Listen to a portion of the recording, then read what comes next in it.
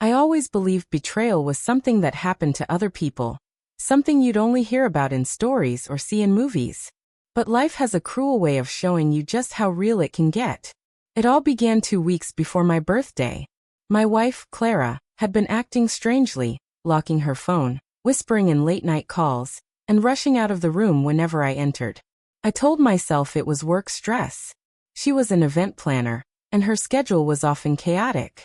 But deep down, a cold knot of suspicion was forming. Then one evening, as I returned home early from work, I smelled something odd. A faint burning odor coming from the backyard. Curious, I followed it, only to find her standing near the fire pit. She jumped when she saw me. "What are you burning?" I asked. "Just some old papers," she said too quickly, forcing a smile. But when I glanced at the ashes, my blood ran cold. Half-charred pages of my passport lay among the flames, the photo page unmistakable. I froze. "Clara, what the hell are you doing?"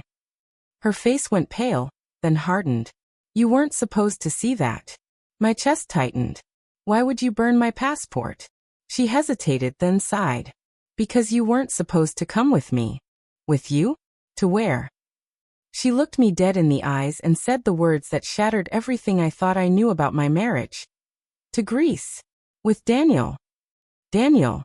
My so-called friend. The man who had been helping me at work for years. The room seemed to tilt. She continued, voice dripping with cold determination. "I deserve better than this life. You stuck in your routines, never daring, never exciting. Daniel makes me feel alive. We've planned this for months. By the time you figure it all out, we'll be gone." I wanted to scream, to drag the truth out of her, but I couldn't. I just stood there, fists clenched, staring at the woman I thought I'd spend forever with. That night, I lay awake beside her, my mind racing. Betrayal burned in my chest like acid. She thought she had cornered me, that by destroying my passport she had clipped my wings. But she didn't know me as well as she thought. I decided I wouldn't stop her. No, Clara and Daniel could have their trip, their affair, their little fantasy. But they wouldn't leave unscathed. I began planning. Over the next 2 days, I played the role of the broken husband. Quiet, distracted, pretending to accept the inevitable. Meanwhile, I dug deeper. Clara's emails, her booking confirmations, even her messages with Daniel. I discovered everything. The flights, the hotel, the dates. She hadn't just planned a getaway. She planned a new life with him, funded with money she'd siphoned from our joint account. But here's the thing. Clara had forgotten whose name was still on that account. The day before her flight, while she was out shopping, I went to the bank and emptied the account into a private one she didn't know existed. Every last cent. But that was only the beginning. That night, as she slept, I placed a neatly wrapped box in her suitcase. Inside was a single note. "Surprises don't always come from lovers. Safe travels. Your husband." The box also contained a small audio recorder, disguised as a power bank. It was set to activate when opened, playing back a recording I had made earlier that day. A confession, not mine but hers. Edited from her own messages and voice notes, it sounded like she was detailing a scheme to smuggle illegal goods through customs. The next morning, Clara left in a rush, suitcase in hand, barely even glancing at me. She thought she had won. She thought I would be left behind, broken, unable to stop her. But that night, while she boarded her flight with Daniel, I packed my things.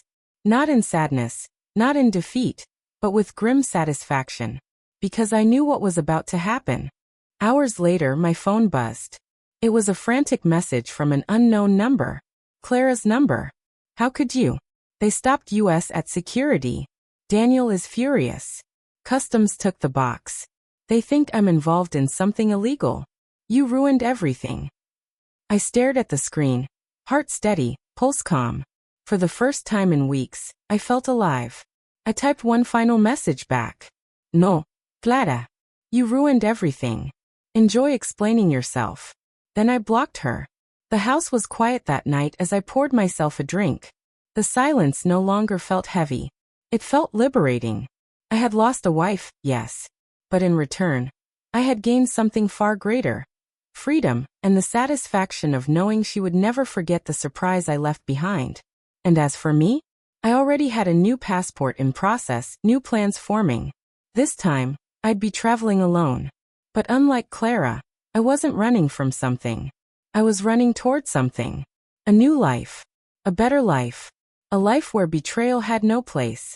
Because sometimes the best revenge isn't shouting, or fighting, or even crying. Sometimes the best revenge is letting your enemy choke on the flames they lit for you.